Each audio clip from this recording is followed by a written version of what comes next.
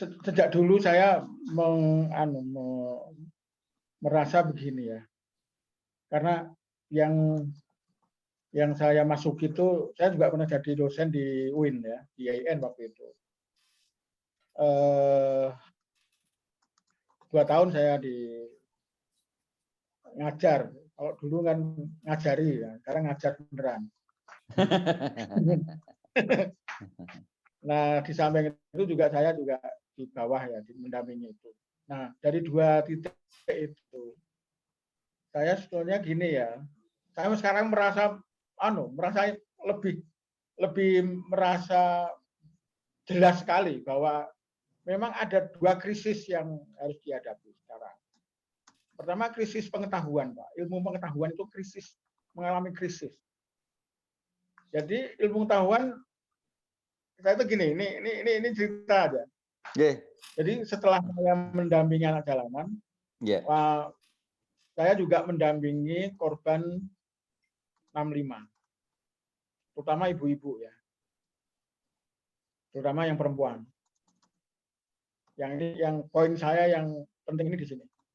Nah, waktu itu saya minta tolong kepada mahasiswa-mahasiswa psikologi untuk mendampingi ibu-ibu ini supaya bisa trauma healing, bisa mendampingi bercerita dan seterusnya. Beneran kita buat pelatihan untuk pendampingan seperti itu ya. Dan ternyata setelah beberapa kali ketemu ibu-ibu itu mereka nggak kuat. Jadi dalam ilmu yang mereka pelajari di kampus, ini jenis pengalaman manusia yang tidak pernah mereka bayangkan. Jadi kok ada ya gitu. Karena yang dipelajari kan psikologi itu kan diarahkan ke psikologi industri, nanti jadi konseling untuk bagaimana bisa achievement untuk karir macam-macam. Nah ini ada orang kan ini nggak masuk akal, Pak, dan mereka akhirnya nggak bisa meneruskan. Ya, sebelumnya saya waktu mendampingi anak-anak ini juga, saya waktu itu masih ngajar di IAIN. Nah, salah satu tugas saya kepada mahasiswa adalah melakukan semacam riset kecil-kecilan di berbagai macam kelompok ya. Ada kelompok agama seperti kelompok aliran kepercayaan ya. Kalau gereja-gereja sih sudah mainstream itu, enggak saya tugaskan ke sana. Kelompok kepercayaan ini. Pokoknya saya sudah bertengkar dengan mahasiswa saya. Kok ada ya orang beriman dengan cara seperti itu tuh apa ya, bisa benar apa enggak gitu ajaran mereka itu loh. Ini kan ngajak tengkar gini nih. Saya bilang gini, kalau kita beragama, lalu mereka ada kepercayaan yang bermacam-macam itu. Sekarang gini aja lah, kita itu kan bertetangga sebetulnya. Wong mereka juga percaya Tuhan, kita juga percaya Tuhan. Kamu juga belum pernah lihat Tuhan, mereka juga belum pernah lihat Tuhan. Apa sih bedanya? Kenapa kamu merasa benar sendiri? Wah, itu juga mengasihkan ya. Di samping juga pertengkaran dengan mahasiswa yang mengasihkan seperti itu juga. Maksud saya memang enggak masuk lagi-lagi, Pak. Pelajaran di kampus itu nggak bisa mendeteksi hal-hal yang di luar kebiasaan mainstream tadi itu. Kalau agama ya Islam, Katolik gitu ya. Kalau ada orang yang beragama yang lain itu udah nggak masuk akal mereka, nggak gitu. Jadi ini memang tugas yang menurut saya agak penting bagi kita semua sekarang ini, karena ada 2 krisis tadi itu, krisis pengetahuan dan juga krisis religiositas.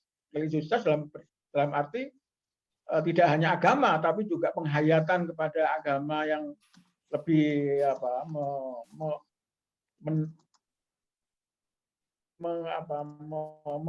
mendalami pengalaman manusia itu udah agak jarang sekarang ini.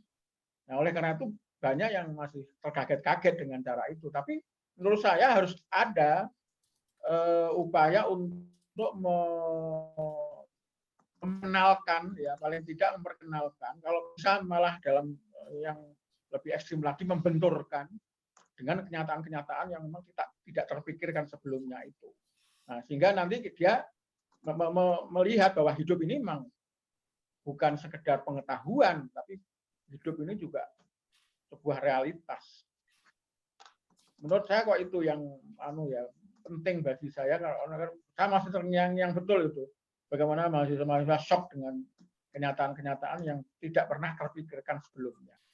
Itu aja Pak, pada Romo.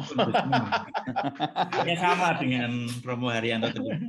Dikonstruksi tadi ya. Konsepnya sama. Ya, betul. Ya, benar Pak, benar. Dikonstruksi dengan cara memang mempelajari teori oke, karena itu memang urusan pengetahuan, memang memperkenalkan teori-teori, tapi teori itu juga digali kembali sehingga teori itu tidak bunyi seperti yang jadinya seperti apa, tapi teori itu kan berproses. Ya, kita memperkenalkan proses membuat teori itu yang penting sebetulnya. Nah, sehingga ada pengalaman yang asik gitu, di samping dia belajar teori tapi juga belajar bagaimana hidup dengan kenyataan-kenyataan yang saling berbenturan itu. Kesalahan perguruan tinggi itu apa sih? Menjadikan teori setara dengan syahadat. Karena nyaman, Romo, nyaman. Kalau dibuat ke kenyataan itu kan bingung. Iya. Pasti kaget-kaget itu. Dan yang mau yakini teori itu paling setara dengan syahadat adalah dosennya. Karena dosennya nggak mau belajar lagi. Iya, nggak mau mendekonstruksi teorinya lagi. Pengetahuan itu menurut saya, pengetahuan kalau saya.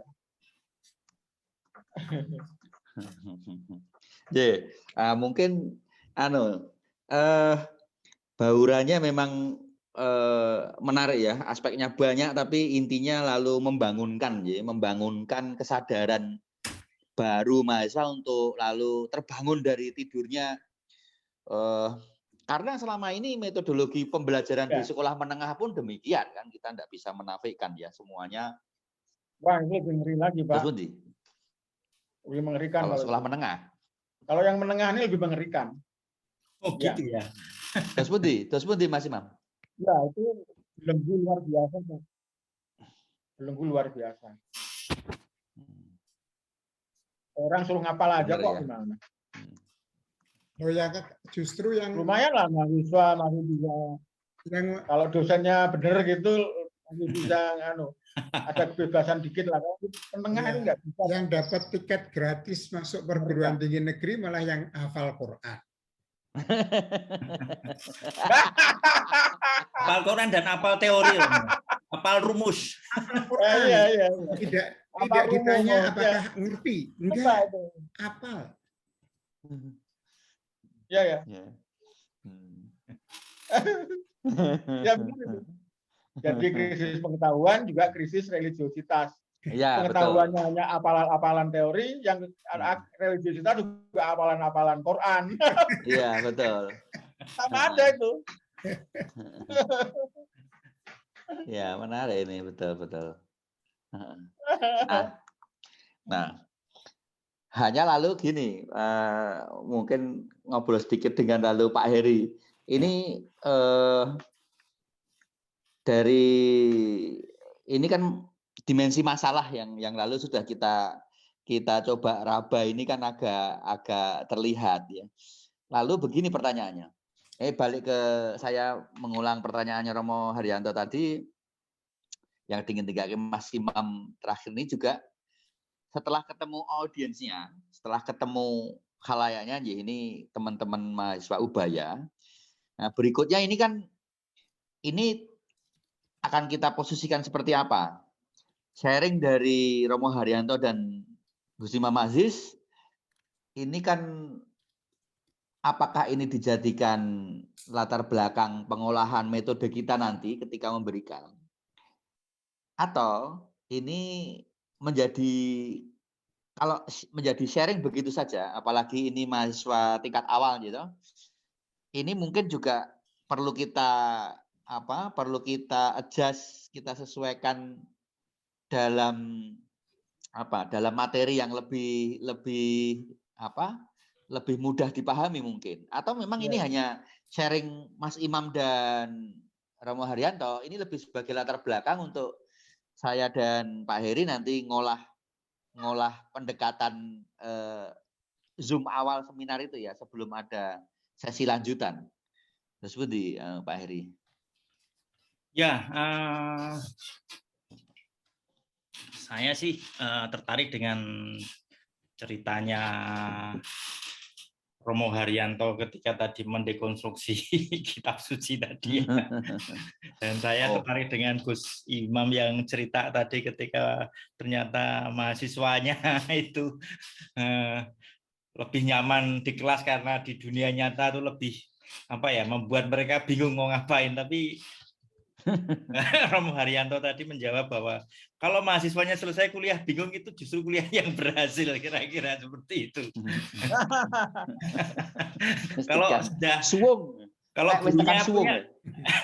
Kalau gurunya punya pertanyaan terus bisa dijawab 1 + 1 sama dengan 2 kan sudah beres kan, berarti itu kan nggak menjawab sesuai dengan Romo Haryanto tadi. Kalau bingung lah itu baru. Kalau dibuat gitu ya. Gitu aja ya.